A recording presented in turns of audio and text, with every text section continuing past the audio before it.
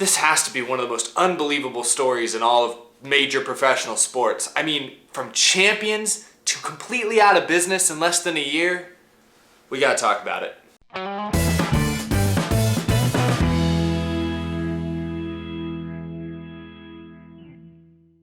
How's it going, everyone? My name is Eric and welcome to Out of the Groove. And I'm making this video impromptu because there was a sad news announcement in the NASCAR racing world early today. Furniture Row Racing announced today that they will not be running a Cup Series car next year and in fact will be closing down at the end of 2018. And first reactions are, I wish I could say it's surprising, but we've kind of heard rumors that maybe suggested something like this was coming. But it really is a sad day. They've kind of been the Cinderella story the last few years. I mean, they were a backmarker team for years, started to improve, and then the last couple of years with Martin Truex Jr. driving, they've been one of the best teams in the sport and obviously won the title last year. They reached the top of the sport, and to see this happen only a few months later is really disappointing. Obviously, it sucks for all the people who work for Furniture Row Racing. That team's located out in Denver. Most of the other race teams are out in the Charlotte, North Carolina area, so it's a very sad situation for them. A lot of them are going to have to, move out, probably find new jobs somewhere else.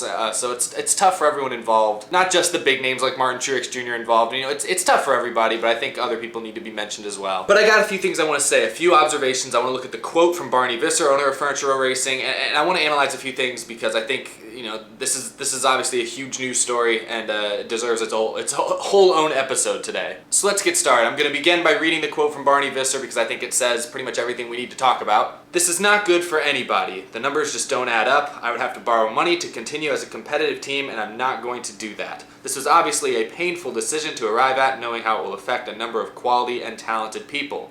We've been aggressively seeking sponsorship to replace 5-Hour Energy and to offset the rising costs of continuing a team alliance with Joe Gibbs Racing, but haven't had any success. I feel that it's only proper to make the decision at this time to allow all team members to start seeking employment for next year. I strongly believe that all of our people have enhanced their careers by working at Furniture Row Racing. I've always felt that we could be a competitive team and run for a championship even when it seemed like a pipe dream to many racing insiders. But to be successful in any business, you need to assemble the right people and make a strong commitment to succeed. We achieved what we set out to do and feel like we climbed Mount Everest. To continue with anything less than a competitive team would not be acceptable. It's been one incredible ride." So that is directly from Barney Visser, the owner of Furniture Row Racing. And while that statement doesn't give us too detailed of a look kind of behind the scenes, there is a couple of sentences in there that I think say a lot. And so that's what I'm going to focus on to start this video. The first thing I want to focus on actually comes from the end of that statement where he mentions that he didn't think they'd be able to be a competitive team next year. Keyword is competitive. So it sounds like he thought they could have kept the doors open perhaps and run as sort of a backer, run back in 25th place like they were years ago. It sounds like that was definitely an option to possibly do. But it sounds like because, they are the defending champions and have a very good chance of repeating this year, it sounds like that was just something that they didn't want to go back to. Once you have a taste at the top and you've been so successful, you feel like you've earned your right, you've earned your place to continue to be successful and to continue to have opportunities like that. And I just don't think, from the sounds of it, is they were not willing to go back to running 25th and 30th place, which I can't really blame them, but I do think that's interesting. That leads into the second thing that I want to spend the most amount of time talking about. The second big point there, and he mentions it early on in the statement, is this quote: "We've been aggressively seeking sponsorship to replace 5-Hour Energy and to offset the rising costs of continuing a team alliance with Joe Gibbs Racing." What this sentence says to me is that at the end of the day, Joe Gibbs Racing had a stronghold over Furniture Row. I get that Furniture Row Racing was technically their own team, but reading this statement and based on some other things we've seen in the past I'll talk about, it sounds like Joe Gibbs Racing was really pulling the strings. It's no secret, Furniture Row Racing was irrelevant basically until the last year or so. They were with Chevy, and then when they got to Joe Gibbs Racing, or got to Toyota and teamed up with Joe Gibbs Racing,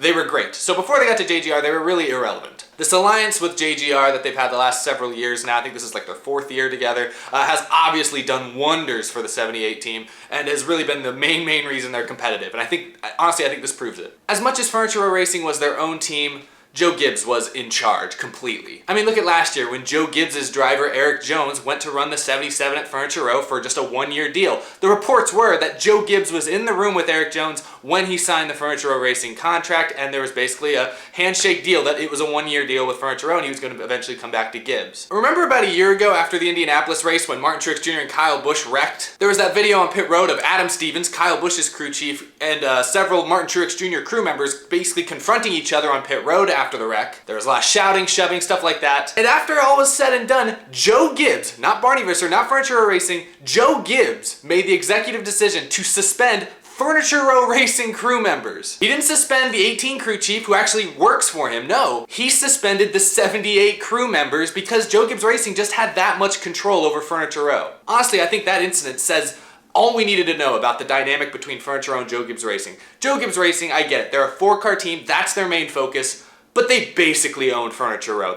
Furniture Row was basically a Joe Gibbs Racing team. Barney Visser, as much as maybe this isn't right to say, but as far as I can tell, Barney Visser had very little control. He was basically renting everything from Toyota and from Joe Gibbs Racing, and that's why this statement that talks about rising costs with their alliance with each other really had to hit Furniture Row heavy, because they had to basically buy everything from Joe Gibbs Racing, or Joe Gibbs Racing had to supply everything to him. Furniture Row Racing has been using Joe Gibbs pit crews. Toyota, TRD, supplies the engines. The reason they have to give Joe Gibbs so much money is because Joe Gibbs has given them so much in return. So I'm not gonna fault Joe Gibbs Racing too much here, but I think that dynamic between those two teams, it was really never gonna be able to work long term. It was doomed from the start. When they started partnering together 3 or 4 years ago, and this deal was slated to end after 2018, because we've talked about this in past videos, how the Toyota and JGR Alliance deal ends after this year, we knew, I think it was probably pretty safe to say early on, that once that deal ended, it was gonna be tough to continue going forward. And after Truex has had so much tremendous success, you had to believe that Gibbs was going to up the asking price a little bit for the next contract. And can I fault Joe Gibbs and Joe Gibbs Racing? No, I really can't. Because they're basically supplying this auxiliary team, and the auxiliary team was beating them. So you kind of had to ask a little bit more from them. That's just business. And it sounds like Furniture Row Racing really just didn't have the resources to survive them by themselves. Or maybe they could, but they wouldn't be nearly as competitive as they are. I think that statement where he talks about the rising costs with Joe Gibbs Racing really says all we need to know about why this deal fell apart and why Furniture Row Racing, unfortunately, is not going to be around next year. And while it's really sad to see and everything, it just makes me think now, looking back at it, after we look at that incident in Indianapolis, we look at, you know, the deals with Eric Jones and how much control Joe Gibbs has had, I guess it makes sense that when this Toyota Joe Gibbs deal was going to end, that Furniture Row Racing was likely going to end too. In hindsight, maybe we should have all seen this coming a lot further off. I made an episode a few days ago, like last week, where I talked about rumors surrounding Furniture Row, and one thing that a question I raised was how a team that ran 10 plus years, virtually unsponsored, all of a sudden was, you know, on the brink of bankruptcy after only losing one sponsor. Because remember guys, as far as we know, they still had a good amount of sponsorship lined up for the majority of races next year. And I think all the questions I had might finally be answered. During those 10 or 12 years where they were virtually unsponsored, they weren't running very well, partially because they weren't aligned with Joe Gibbs Racing. So while they weren't running very well all those years, they didn't have to give Joe Gibbs Racing a ton of money like they're doing now. The last 3 or 4 years they've been really good, but they've also been giving Joe Gibbs Racing a ton of money that they didn't have to before. So I think at the end of the day, I know and I think a lot of us maybe underestimated how much control Joe Gibbs Racing had over Furniture Row. And I think now with this statement and obviously the announcement today, I think a lot of that is coming through. And that kind of leads me into the other thing I want to talk about. And I want to talk about what's next for Martin Truex Jr., Cole Pearn, and some of the big names over there. I made that video last week talking about the rumor that Truex could go to the 19 for Joe Gibbs Racing, with Suarez possibly moving to Levine Family Racing, which the rumor is could switch to a Toyota team and be like the new Furniture Row, which I wonder if they'll rethink that after seeing how Furniture Row is kind of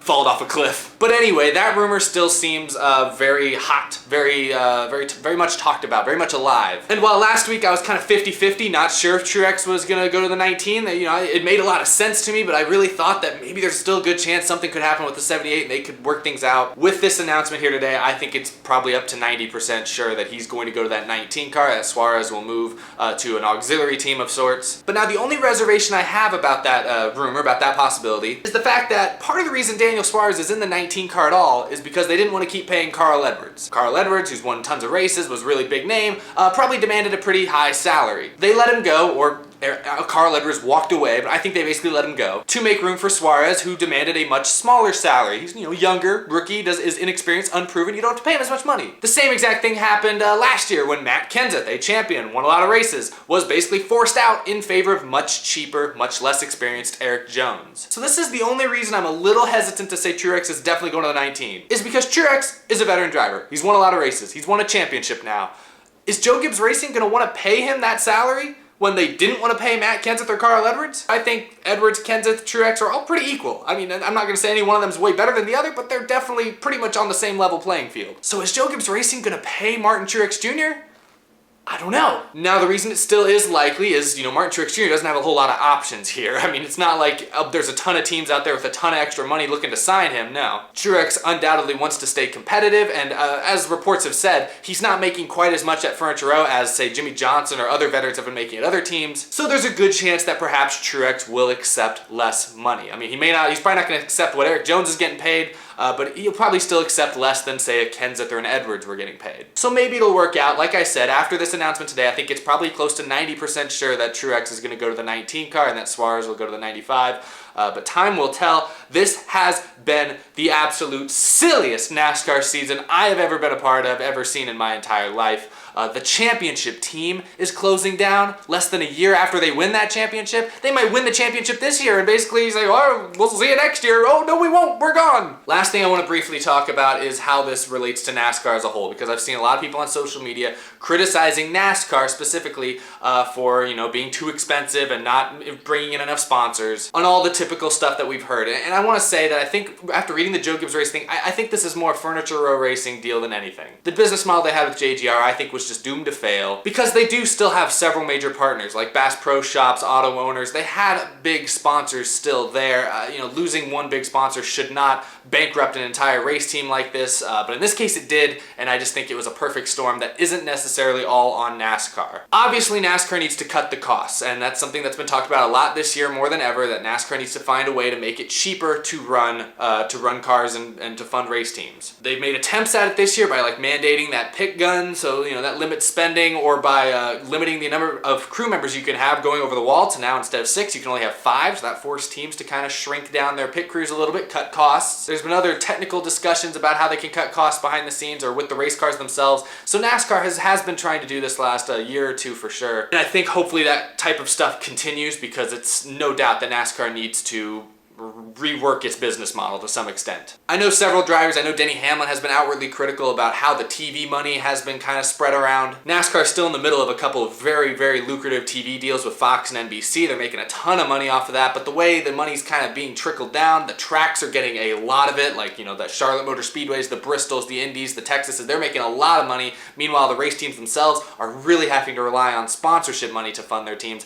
and they're not getting nearly as big a piece of that TV deal as I think maybe they should be. That's something that several drivers, like Denny Hamlin, I know for a fact, have been outspoken against, is that the way money goes from hand to hand and who gets what percentage of the TV deal, the TV money, that needs to be reworked, and hopefully that happens, in the next couple of years as the schedules start to change and whatnot, but that's something that I think definitely needs to be changed, but I don't think that was the driving issue in this Furniture Row Racing deal. Because at the end of the day, Furniture Row Racing is a single car team. They have one car that they need to get sponsorship for, and they have 3 or 4 major partners, and when one of them drops out, that shouldn't completely derail your whole race team. That in most cases that would not. Teams would be able to put something else together. Teams would maybe just stomach the sacrificing the cost and running a few races unsponsored. We've seen it with even the biggest teams like JGR or Roush or Stewart Haas. I think the only reason it hurt Furniture Row is because they were having to give Joe Gibbs Racing so much money, and that was just an added cost on them that a lot of other teams don't have to deal with. So I think it hurt them more than it would hurt a lot of other teams.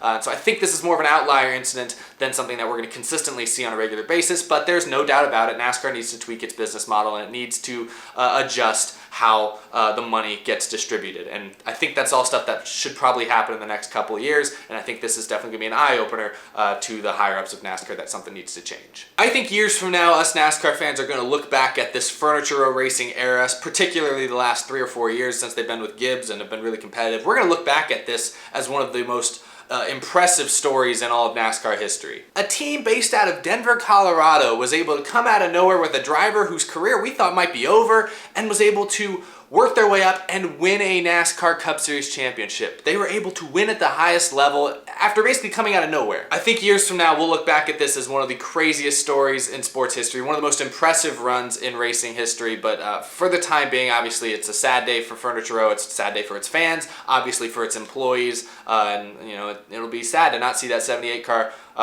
running up front next year or on the track at all. So on that sort of somber note, yeah, I just want to say thank you guys so much for watching. If you're new to the channel, be sure to hit subscribe. I do these types of videos 2 or 3 times a week. Leave a like if you enjoyed. You can follow me on Twitter, you can follow me on Instagram, or you can become a Patreon sponsor of the show like these fine people right here. You can check out that top link below to see how you can contribute to the show directly. I really appreciate all the support you guys give me over there. But yeah, anyway, it's a sad day for NASCAR, but I think it's one that hopefully will open a lot of people's eyes as to what really needs to be changed, and hopefully it'll finally kick NASCAR into gear, and they'll start making changes for the better very soon. So thanks for watching, everyone. I'll see you guys again later this week.